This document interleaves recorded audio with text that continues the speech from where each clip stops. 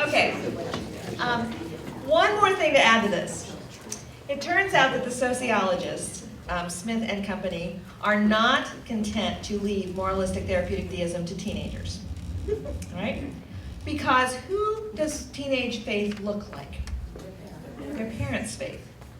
The adults who love them. The people who want the best and the most for them. Oh. As you can see, that was a heretical statement, apparently. Okay. Because teenagers' faith mirrors their parents' faith so closely, Smith believes that, and this is a quote that I think is worth just soaking in for a minute. Moralistic therapeutic deism, he says, is now the dominant religion in the United States, having supplanted Christianity in American churches. I'll do that again. Moralistic therapeutic deism is now the dominant religion in the United States, having supplanted Christianity in American churches. That's like, whoa. Yeah, in other words, young people are not practicing moralistic therapeutic deism because they've misunderstood what we've taught them in church. They practice it because this is what we've taught them in church. Okay, now, let's talk. Let me just take a second and say, what is on your mind right now in terms of where this conversation is? Is there anything that you need to just say for the good of the cause before you pass out, or whatever your reaction to this is? Yeah, please. I just have a question to clarify. This study, the data that you're showing us is from the 2005 study. Correct. But if I heard you correctly, you say that it's been updated and every 5 years. These things continue to be. Well, statements continue right. to apply. And in a second, I'm going to show you where it goes when you're in your 20s. Okay. Because what's happening not only does the culture change since this started, but of course the big change is in the teenagers themselves as they get older. And this is what they're trying to, they go back and they ask basically these same sets of questions again to try to ascertain what has happened to that. And there are two things. The study is not good about taking into account developmental stages, where people are in terms of their development. They're sociologists, they don't play in that playground, but you can imagine that there are some ways that just, simple brain maturity is going to affect the way these things are interpreted. So, for example, one of the things that's different is that when we ask teenagers, are you spiritual or religious or both, they could not make that distinction. The question didn't even make sense to them. By the time they're in college, many of them are saying, I'm spiritual but not religious. You've heard that, right?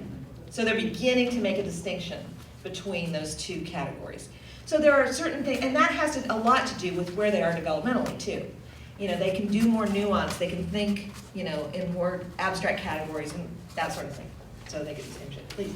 Is there any evidence, or has anyone studied whether seminaries are now teaching to the test, so to speak? Because if churches want moralistic, therapeutic, deist preachers, are seminaries turning them out? Yeah. Wow.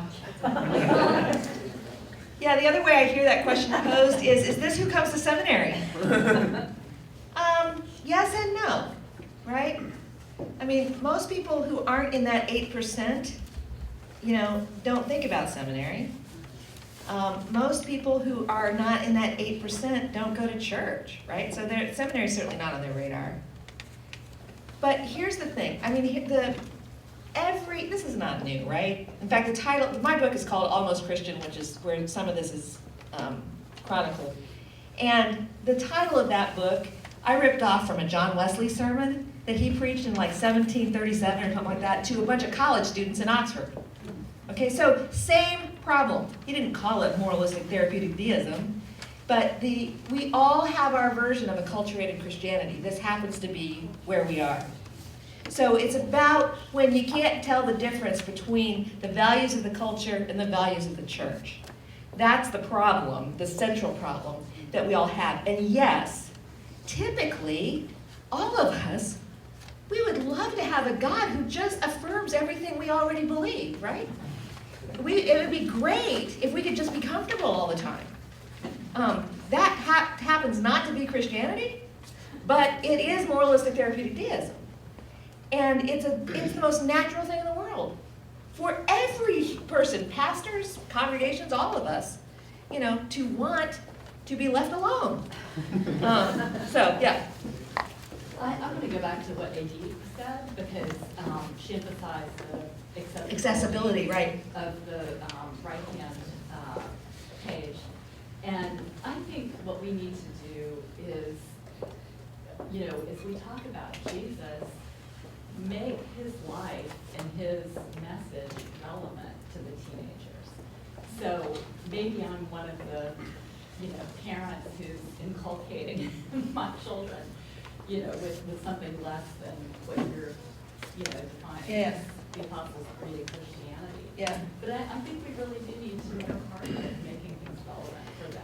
Such a good point. One of the things, I just don't know how many slides we'll have time to get through tonight. I've got 1,000 of them, so we could be here until 4 p.m., but we won't be, I promise. But we have an assumption that I think we have an assumption that kids want to stay up here. But what kids want, this is a totally different study, right? But what kids want in worship, for example, the number one thing they want is an encounter with God, right? And if that doesn't happen in worship doesn't matter. So what this other study found was, in terms of kids coming to worship, was most kids come to worship because it makes their parents happy. Guess why most parents come to worship? Because their kids, they think it's good for their kids. The point is, none of them come to worship because they want to be in worship. Because they think nothing happens there. They're going to see some people they like. That's all good. But in terms of anything that's going to change this, that's not where they expect that to happen. Our expectations are very low for what happens in that setting in terms of God's encounter of us. Now, of course, the issue isn't whether God shows up. God's there whether we see God or not, right? The issue is whether we can perceive that. But one of the things that we underestimate is just how much, see, this is where video games get it right, how much challenge teenagers are up for. How much we can expect. The teachers that expect a lot get a lot, right? And often usually among that is teenagers' respect as well. We're going to come back to some of that, so let's put that in a minute where we take the conversation. Go ahead, Mary. It seems to me that there's got to be something between the Apostles' Creed that was written in. Okay, yeah, fair enough. That's a teaching device, right? Yeah. And I think one of the reasons maybe that we have wound up with moralistic therapeutic deism is a paucity of theology that addresses the world today.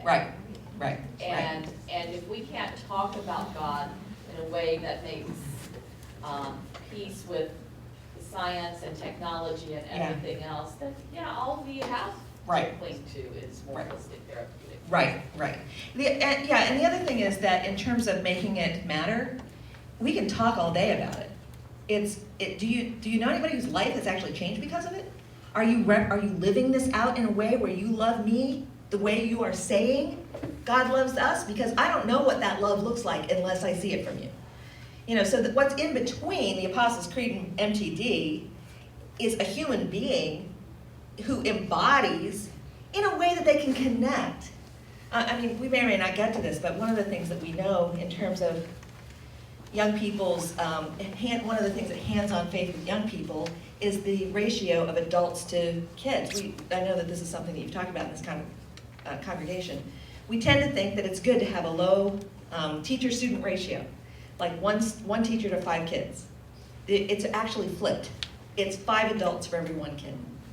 So if you have 5 adults of faith in your life and you're a teenager, you are much more likely to take faith with you into your adult life than if you don't. So, and there are variations on that statistic that you've probably read. Here and then there, and then we'll move on. Very briefly, back to the issue of how this study was updated. Yeah. You talked about the fact that we're tracking the students who were teens into their young adult. Correct, correct. But are the data from 2005 with teens, is that data with teens being updated? In other words, are we going back in the 2 updates that have occurred and ask the same types of questions of teens Of today? current teenagers, no, that's a great question, and this study is not doing that. Okay. So This the study is looking at, is longitudinal, And it's right? looking at the same Right. population and tracking them over Right, time. right. I see. So we don't actually know from this data what today's teens are Correct. thinking. Correct, yeah. And actually, some of the gravity of the conversation has, with this data, has moved towards young adults. You know, that has to do also with the change in development, the extension of adolescence. You probably, how adolescence is getting longer. And so what we do know is that I know when I talk to my students, they're like, "Are you kidding me? You know, I'm still an adolescent, really?" But what we know is that many of the developmental tasks that were once accomplished when you were a teenager have been shoved into the 20s. And that's complicated because there are fewer adults in your life when you're in your 20s than when you're a teenager. So that is all mixed in there, and somebody needs to do that study. But it's not this one. Okay, let me just jump ahead a little bit. To show you where some of this data is going. It's not just the National Study of Youth and Religion. We have some research from the Pew Charitable Trust as well that is telling us this. I'm going to make fun of my own denomination in this, right? So this is a church sign of a Methodist church. Do something nice for someone. That is not going to get a teenager in church, I'm just saying.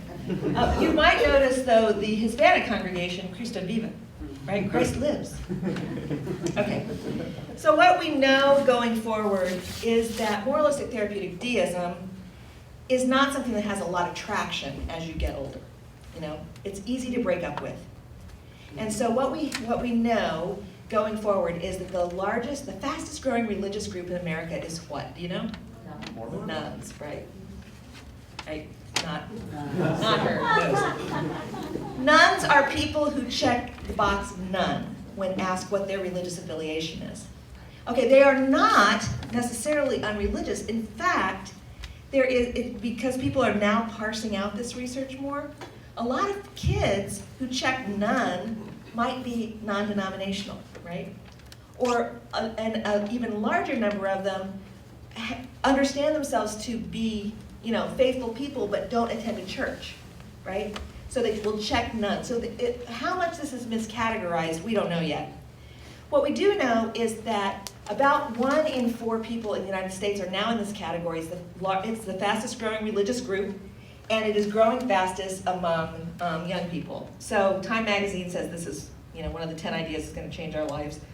Fastest growing group in the U.S., that's not a current statistic, it's about 25% now. 1 in 3 young adults, so it's growing fastest among 18 to 26-year-olds. We've got more young adults who say they're nuns than mainline Protestants or evangelicals. This one kills me. Most nuns are raised in religious homes. 2/3 were raised in Christian homes. So these are not other people's kids, right? These are our kids. These are kids that go to youth group. These are kids who we invest in. These are kids that we believe in. It's not a mass act of apostasy. It's about getting honest. And you used to not be able to be honest about having your doubts aired, right? There wasn't room for that in church. Now culture is pretty okay with that. You don't get ousted if you admit that you don't really buy into this.